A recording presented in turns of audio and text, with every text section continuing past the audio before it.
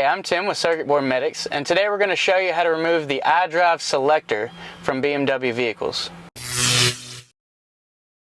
Today we're in a 2007 X5, but what we're going to show you should apply to a range of models. To avoid scratches, put a piece of painter's tape along the trim here. The next step would be to open the center console.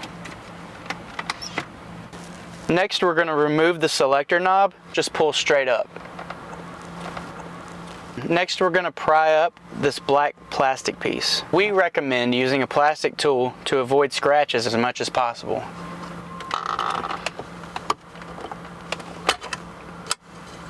These will be the clips that you have to release.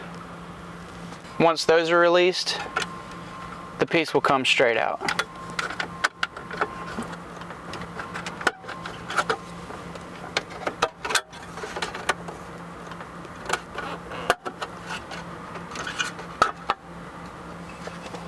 Using a T20 Torx bit, we're going to remove the 4 screws holding the selector in place.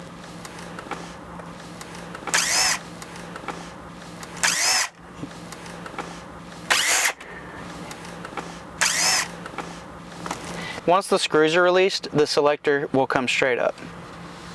Lastly, we're just going to remove the plug. If you're having issues with your selector, give us a call or visit our website at circuitboardmedics.com. We look forward to serving you in the future.